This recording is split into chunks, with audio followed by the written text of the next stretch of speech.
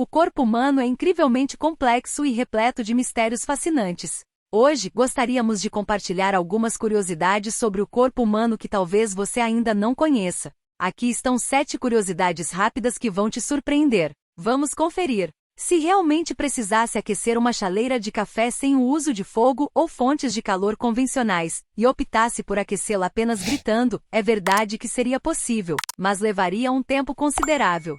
Supondo que você gritasse continuamente sem pausas, levaria aproximadamente 8 anos, 7 meses e 6 dias para aquecer a chaleira utilizando somente o seu grito como fonte de calor. No entanto, é óbvio que esse método seria altamente imprático e pouco eficiente em comparação com outras opções disponíveis para aquecer líquidos, como o uso de eletricidade, fogões, micro-ondas, entre outros. O coração humano é capaz de bombear o sangue com uma pressão considerável. A pressão sanguínea varia de pessoa para pessoa, mas em média, o coração humano pode gerar uma pressão suficiente para impulsionar o sangue a uma altura de até 9 metros. Essa altura é equivalente à altura de um poste de luz da rua. No entanto, é importante mencionar que esse exemplo é apenas uma referência ilustrativa para ajudar a compreender a força do bombeamento do coração.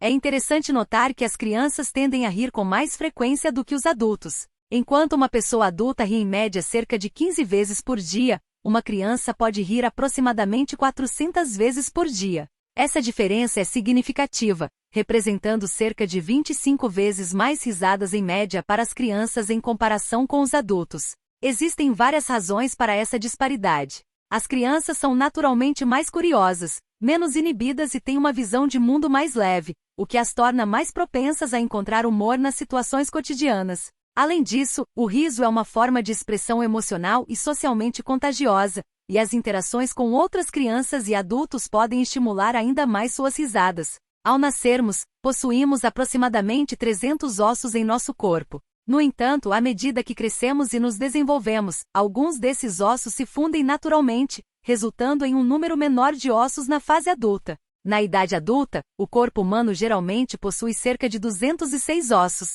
Durante a infância, muitos dos ossos do nosso corpo são formados por cartilagem, que é mais flexível e permite o crescimento. Conforme crescemos, a cartilagem se transforma em osso através de um processo chamado ossificação. Além disso, alguns ossos menores se fundem para formar ossos maiores e mais complexos à medida que nos desenvolvemos. Essa fusão dos ossos ocorre principalmente nas áreas do crânio, coluna vertebral e pelvis, resultando em uma redução no número total de ossos.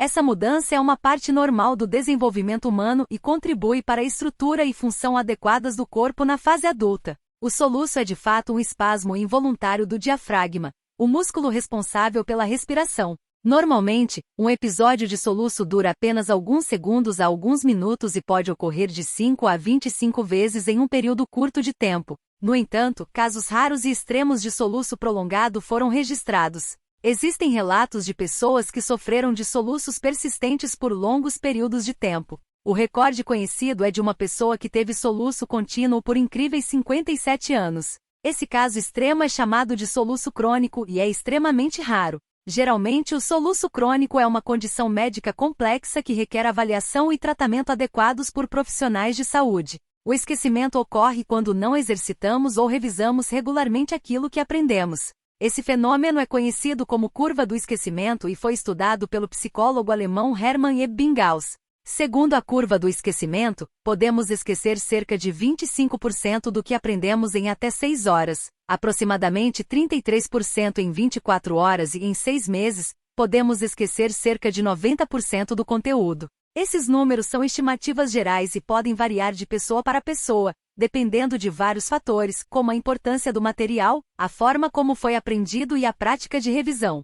Para evitar o esquecimento e fortalecer a retenção de informações, é recomendado revisar regularmente o conteúdo aprendido, praticar a aplicação desse conhecimento e utilizar técnicas de reforço, como resumos, repetições espaçadas e testes de memorização. Dessa forma, é possível melhorar a retenção e o acesso às informações ao longo do tempo. Na verdade, estima-se que tenhamos cerca de 10 vezes mais bactérias em nosso corpo do que células humanas. Essa população bacteriana, conhecida como microbiota ou flora bacteriana, é composta por uma variedade de espécies bacterianas que residem principalmente no intestino, mas também em outras partes do corpo, como a pele e as vias respiratórias. Embora a ideia de ter tantas bactérias em nosso corpo possa parecer estranha, a maioria dessas bactérias é benéfica e desempenha um papel importante em nossa saúde. Elas ajudam na digestão de alimentos, na síntese de vitaminas, no fortalecimento do sistema imunológico e na proteção contra invasões de micro-organismos prejudiciais.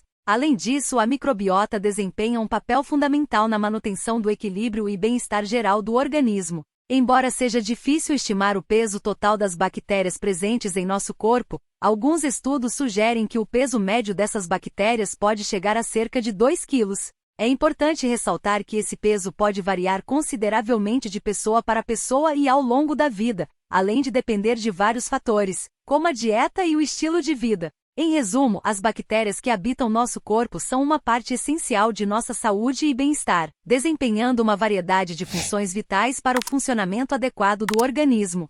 Se você curtiu esse vídeo, deixe seu joinha e nos conte qual curiosidade te surpreendeu mais.